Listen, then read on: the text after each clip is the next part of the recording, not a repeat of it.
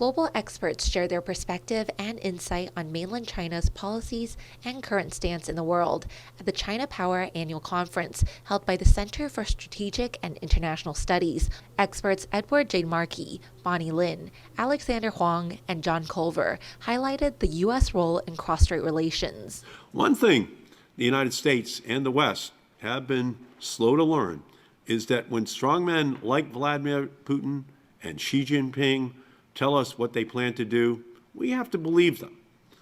Following the Chinese Communist Party Congress last month, we know more about Xi Jinping's plans. China is doubling down on authoritarianism at home and abroad. China's actions undermine peace and stability across Taiwan Strait. This past summer, I traveled to Taipei to evaluate the situation firsthand. The trip underscored what should be a touchstone of our Taiwan policy, that if there is a military attack on Taiwan, it will be those living in Taiwan who will bear the brunt of the consequences. Therefore, we need to be intentional about the risks we take when crafting U.S. policy and ensure that risks have a tangible reward for Taiwan's security. A poll conducted by the Center for Strategic and International Studies asked the audience if they thought China's new normal of increased military activity in the Taiwan Strait is likely to lead to a U.S.-China or China-Taiwan crisis or conflict in the next year or two. It seems about 70%, 68% of those listening right now seem to agree that we're not going to see a crisis or conflict in the Taiwan Strait in the next year or two, at least not caused by the new normal of increased military activities. Hannah, if you could also show the polling that we did on Twitter. I think this poll was on Twitter for 3 days, so a little bit more time, which showed the results were a little bit more evenly spread. 46% agreed that we might see a crisis or conflict, and about 55% disagreed. Alexander Huang, the representative to the U.S. for the KMT, expressed his hopes on maintaining peace across the strait and in the region. Maintaining peace and stability in the Taiwan Strait is in the interest of all parties. In the Indo-Pacific region, and has been the policy of the United States. Maintaining peace and stability.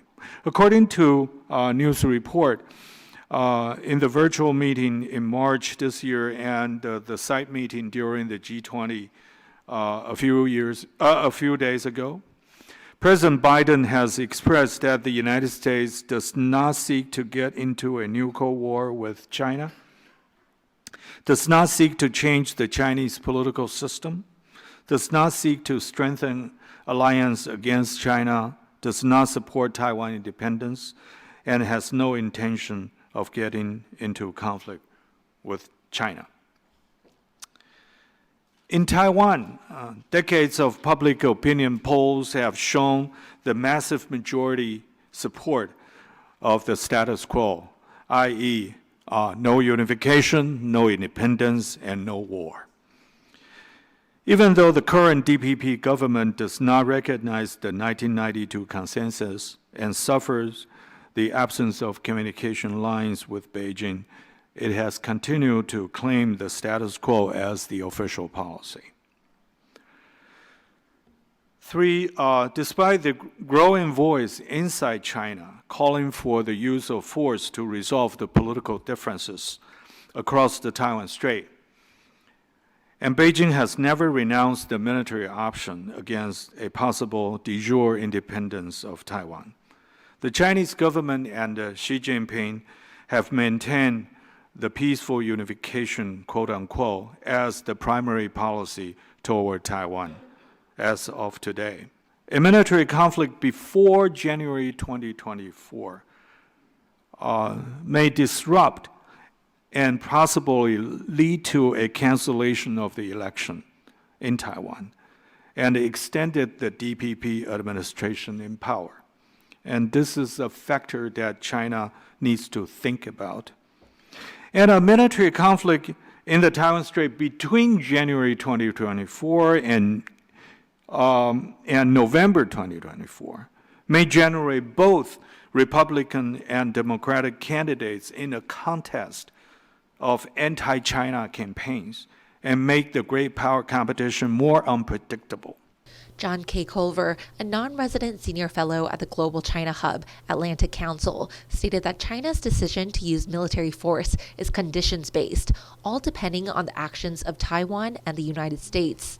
More recently, the United States, which previously seemed to understand this, appears to now subscribe to a belief that China's use of force is just a matter of time. This creates a dynamic for serious crisis or war. Whether U.S. actions create the conditions for a war it nominally seeks, where U.S. actions create the conditions for a war that it nominally seeks to deter. I think the trigger would be the policy positions of those candidates and the policy positions of those vying for the nomination, because I suspect many and perhaps most of the leading candidates for office, with the possible exception of a retiree in Florida, would actually be campaigning that we should drop strategic ambiguity and recognize Taiwan as a separate entity from China and commit full-throatedly to Taiwan's military defense. I think that is what would precipitate the crisis, not just the camera shots on the tarmac in Taipei or Hsinchu, but it would be the policy shift signaled by the Republican Party toward a virtual, from a Chinese perspective, abandonment of the basis for diplomatic relations. Following Xi Jinping and Joe Biden's first face-to-face meeting in Indonesia, whether China-U.S. relations will move towards a more peaceful path is under close watch by the entire world. TVBS World Taiwan.